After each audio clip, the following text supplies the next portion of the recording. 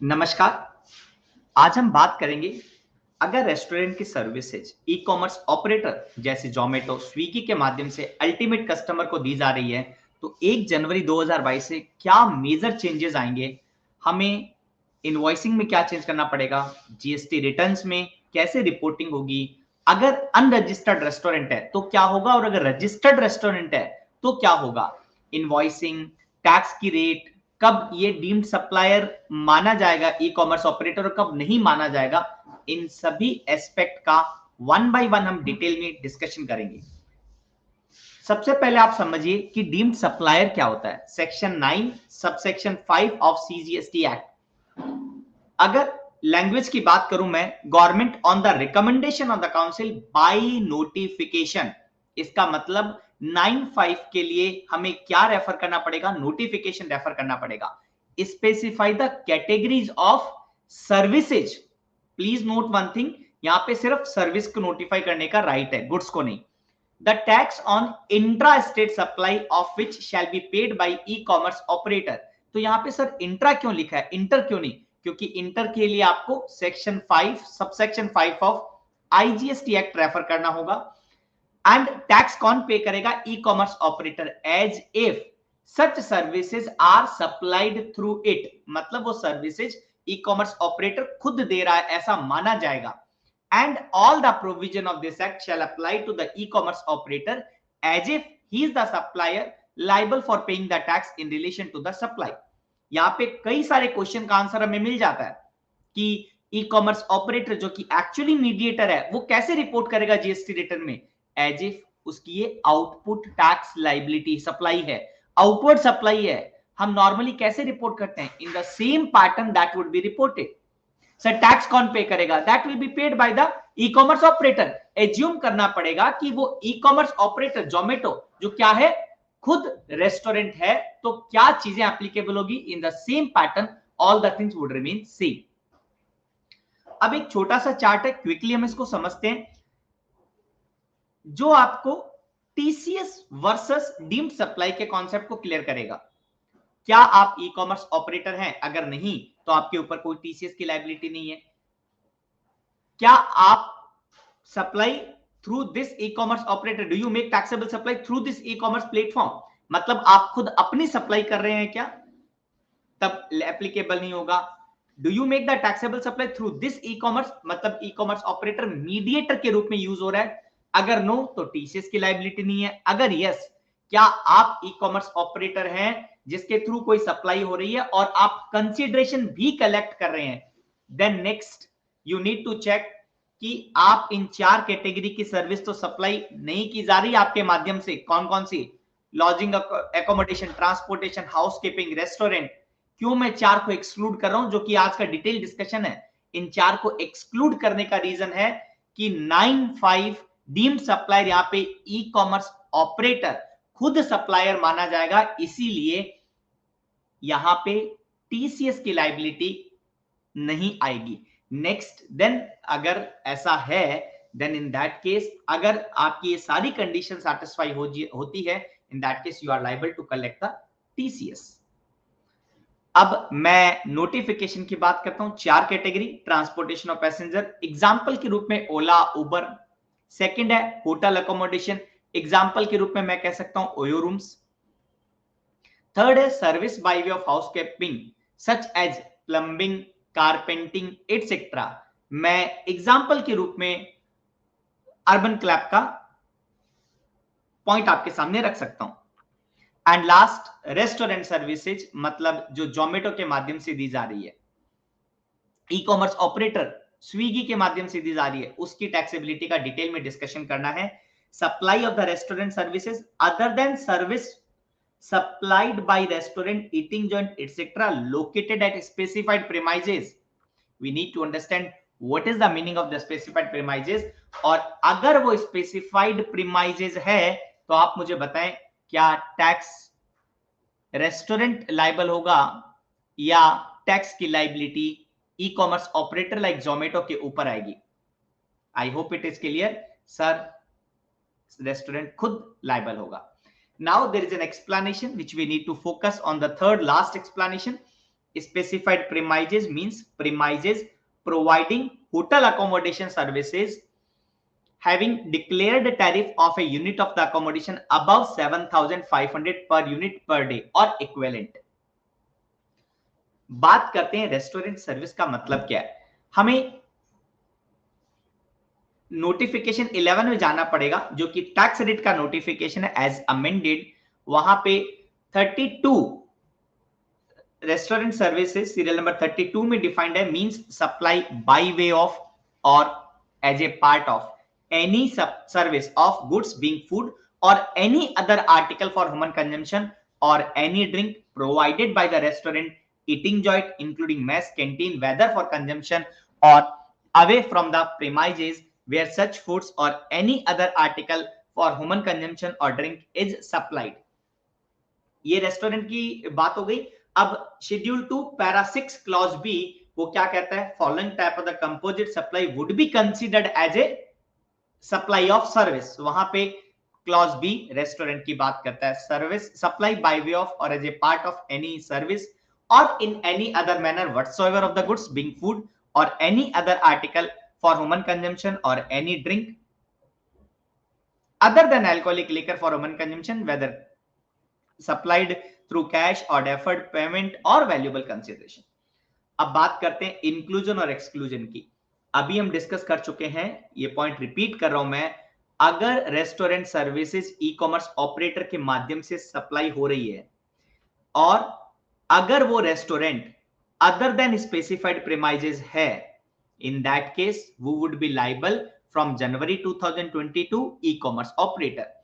और अगर वो restaurant that is specified premises है, वो अगर located in the specified premises है, in that case that restaurant would be responsible. E commerce operator would not be responsible. और would not be responsible का मतलब क्या हुआ, वो डीम्ड सप्लायर नहीं माना जाएगा. और जैसे ही वो डीम्ड सप्लायर नहीं माना जाएगा, क्या पॉइंट अराइज होगा, क्या पॉइंट अराइज होगा sir, in that case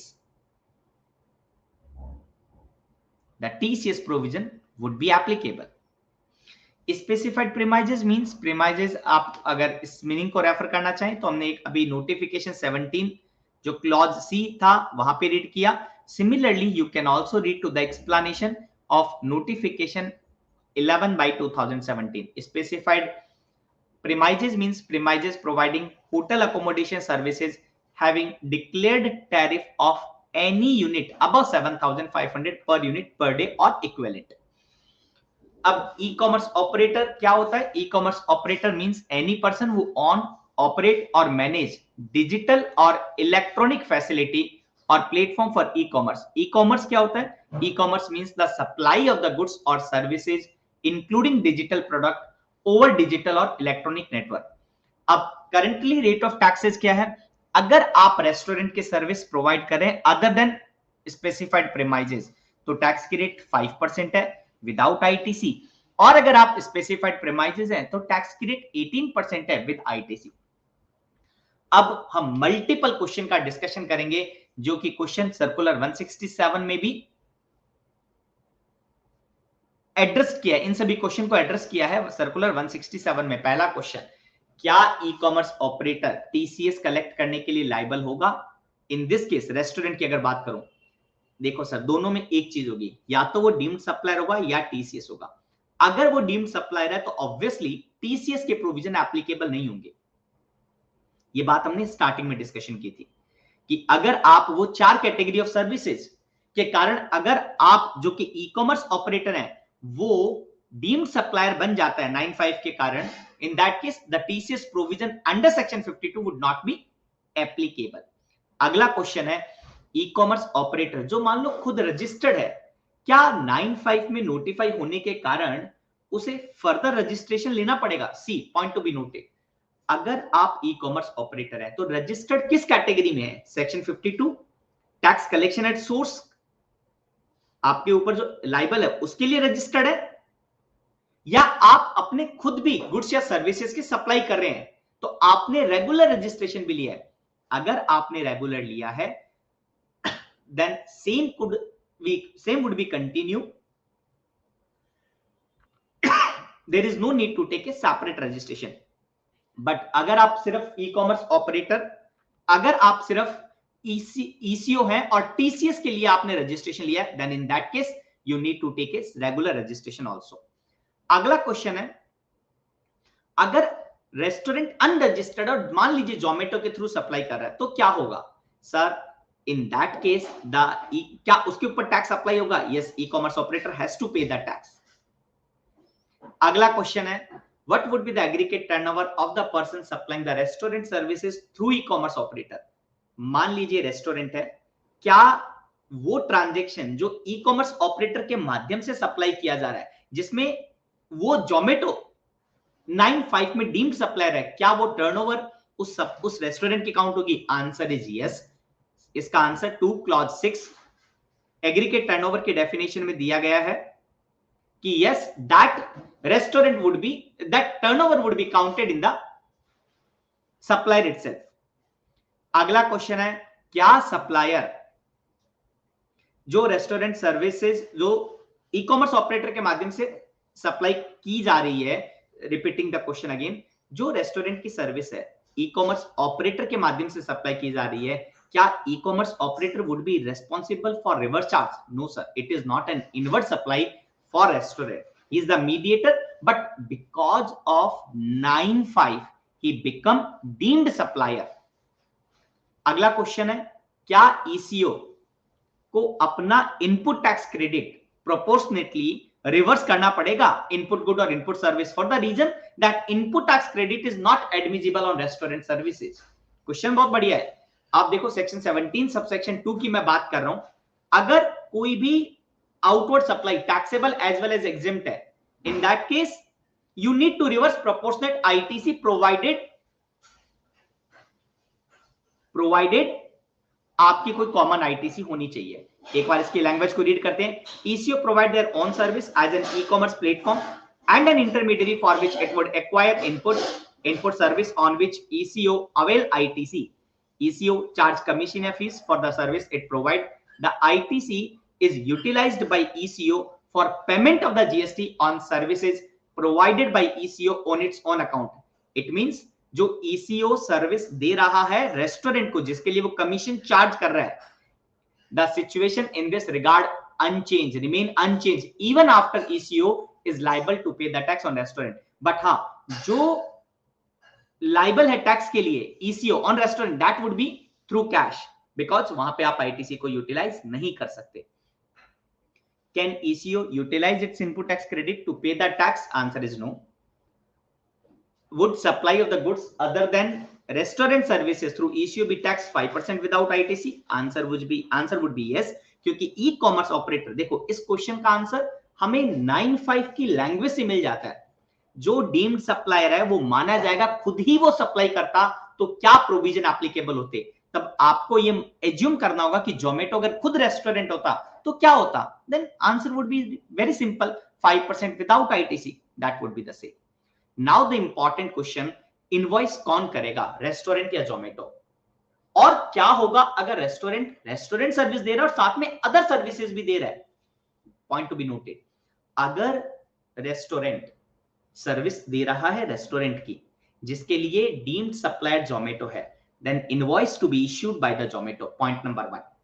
Point number 2, अगर रेस्टोरेंट कोई ऐसी सर्विस या गुड्स की सप्लाई कर रहा है जिसके लिए जोमेटो डीम्ड सप्लायर नहीं है, then restaurant has to issue the invoice to the ultimate customer. क्या होगा अगर दोनों सप्लाई एक साथ एक ही कस्टमर को जा रही है? In that case it is advisable कि स्प्लिट कीजिए ट्रांजैक्शन को, 2 इनवॉइस बनने चाहिए, one by the Zomato wherein he is a deemed supplier and second restaurant invoice बनाएगा जो other than restaurant services है। करेक्ट। अब इनवॉइस का क्वेश्चन आप रीड कर सकते हैं 9-10 and then last question is reporting. अब देखिए ई कॉमर्स ऑपरेटर जो कि 9(5) में डीम्ड सप्लायर है, तो वो 3B में रिपोर्टिंग कैसे करेंगे? 3.1.a it will be treated as an outward taxable supply. Simple.